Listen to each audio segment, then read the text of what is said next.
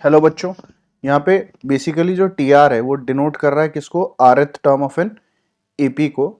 और हमें दे रखा है गिवन क्वेश्चन में कि जो टी एम है that is basically equals to 1/n और टी एन इसकी वैल्यू बेसिकली हमें क्या दे रखी है 1/m, राइट। और हमें टी एम एन फाइंड करना है। तो सबसे पहले mth term of an AP क्या होता है? mth term of an AP is basically a plus m-1 into D.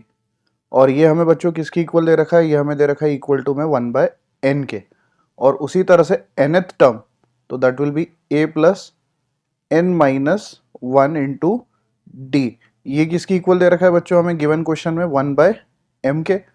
अब let's say this is equation 1 and this is equation 2। अब 1 और 2 को और अगर हम सब्ट्रैक्ट करें, if we subtract these two equation, तो on subtracting a gets cancelled out, right?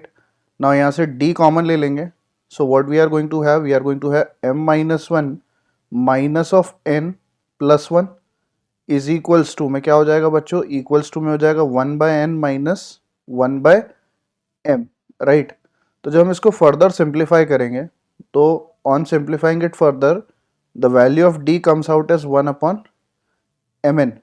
और इस d की वैल्यू उठा के अगर हम किसी भी इक्वेशन में पुट कर दें, लेट्स से हमने फर्स्ट इक्वेशन में पुट कर दिया, तो on putting in equation first what we are going to have? We are going to have a plus, now d की प्लेस पे हमने क्या रखना है बच्चों? 1/mn। 1/mn m में मल्टीप्लाई होगा तो 1/n होगा, जो कि RHS से कैंसिल हो जाएगा। So will have the value of a and that also comes out as what? Basically it becomes a plus of 1/n minus of 1/mn equals to में क्या हो जाएगा बच्चों? 1/n हो जाएगा, राइट। तो यहाँ से हमारे पास जो बच्चों a की वैल्यू आ रही है वो भी कितनी आ रही है? 1/mn ही आ रही है। मतलब a और हमारा d दोनों सेम है। अब हमें mn टर्म फाइंड करनी है, तो mn टर्म का फॉर्मूला क्या हो जाएगा? a plus mn minus 1 into D. a और d की वैल्यू पुट करते हैं तो हमारे पास क्या आ जाएगा बच्चों? 1/mn प्लस का mn इंटू 1/mn इज 1 और माइनस का 1/mn, राइट। तो बेसिकली ये हमारा क्या हो जाएगा बच्चों? कैंसिल हो जाएगा। तो टी एम एन टर्म हमारी बेसिकली निकल के क्या ही बच्चों? T M N term comes out as basically your 1 which is in option C.